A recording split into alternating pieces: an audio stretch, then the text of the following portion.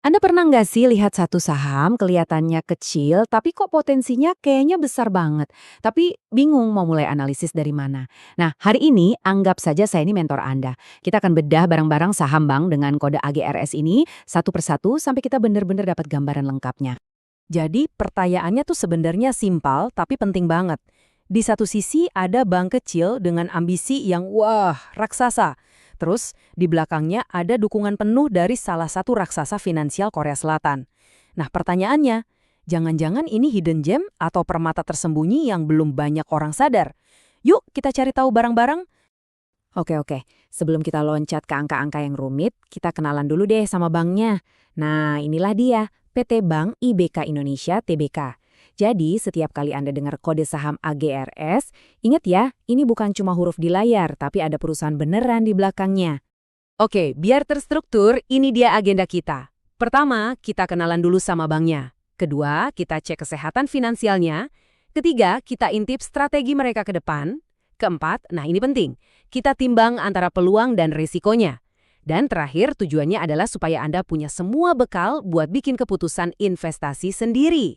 Oke, kita mulai dari bagian pertama. Dari mana sih asal bank ini? Karena gini, sebelum kita menilai sebuah bisnis, kita tuh wajib tahu siapa nahkodanya dan dari mana kapal ini berlayar. Percaya deh, dalam investasi, cerita masa lalu itu seringkali jadi petunjuk paling jelas buat masa depannya. Nah, ceritanya tuh dimulai dari sini. Coba lihat lini masa ini deh. Ini bukan cuma sekedar, oh ada akuisisi di tahun 2019, bukan. Coba perhatikan polanya. Ada suntikan modal triliunan rupiah, dan itu konsisten, hampir tiap tahun. Ini tuh sinyal paling kuat yang bisa kita dapat. Induk perusahaannya di Korea itu serius banget. Mereka nggak main-main. Ini jelas proyek strategis jangka panjang buat mereka. Sekarang kita masuk ke bagian favoritnya para investor nih, angka. Soalnya kan kalau opini bisa beda-beda, tapi angka itu bicara fakta. Yuk kita lihat bareng-bareng cerita apa sih yang sebenarnya ada di balik laporan keuangannya AGRS. Oke, anggap sekarang kita ini tim dokter bedah.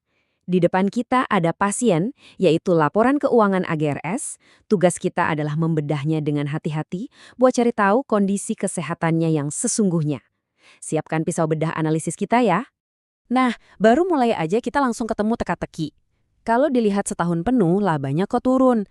Tapi, kalau kita perbesar ke kuartal terakhir, labanya justru loncat naik, hampir 19%. Ini artinya apa? Ini bisa jadi sinyal kalau ada perubahan besar.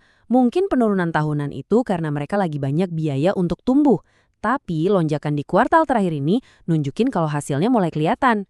Dan inilah dia mesin di balik kenaikan itu.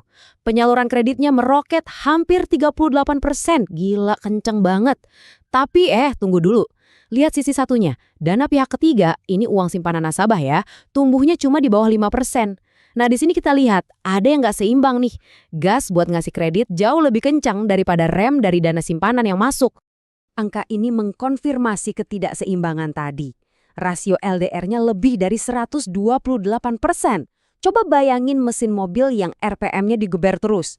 Mobilnya memang melaju kenceng, tapi kan mesinnya jadi panas dan risikonya lebih tinggi. Artinya, untuk setiap Rp100 yang nasabah simpan, bank ini minjemin Rp128 ke orang lain. Terus, apa mesin yang panas ini bakal meledak? Nah, disinilah letak plot twist-nya. Coba lihat angka kredit macet atau NPL-nya. Rendah banget, jauh di bawah batas aman dari regulator. Ini poin kuncinya. Meskipun mereka tancap gas, mereka milih jalan tol yang mulus. Ini bukan ngebut ugal-ugalan, ini agresi yang terkontrol. Artinya, manajemen risiko mereka jalan. Oke, kita udah periksa kondisi mesinnya sekarang. Pertanyaan selanjutnya, gimana caranya mereka mau terus ngegas tanpa kehabisan bensin atau bikin mesinnya jebol?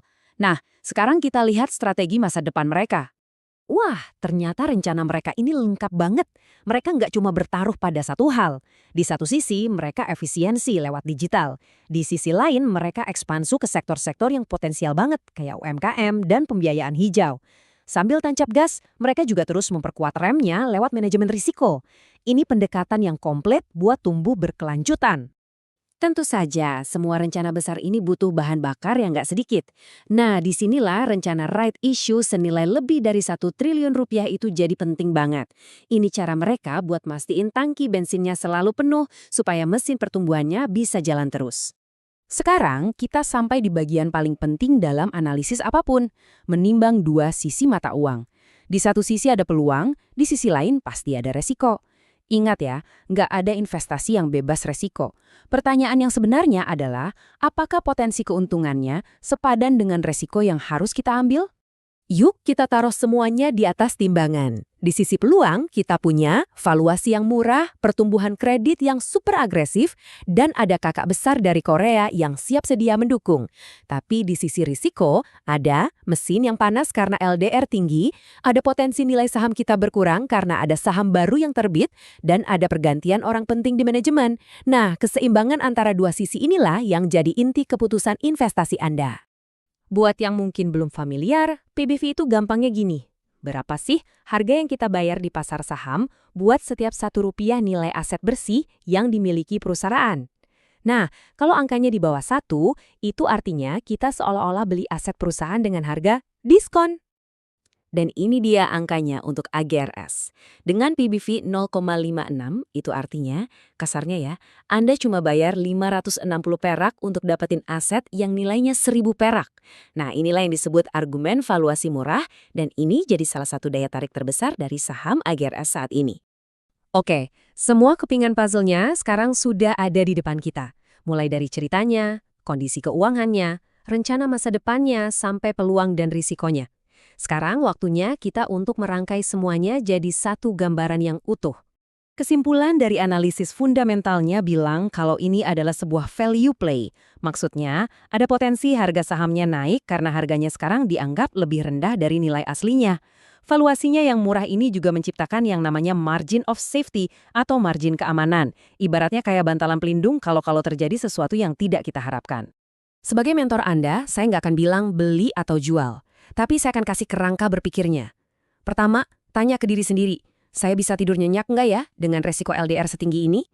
Kedua, kalaupun Anda putuskan masuk, tugas Anda adalah memantau terus eksekusi rencana mereka. Dan ketiga yang paling penting, cocokkan keputusan ini dengan profil resiko dan tujuan investasi Anda sendiri. Kita tutup dengan satu pertanyaan terakhir buat Anda renungkan.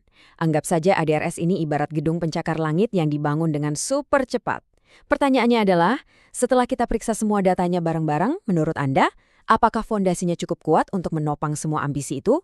Jawabannya, seperti biasa, ada di tangan Anda.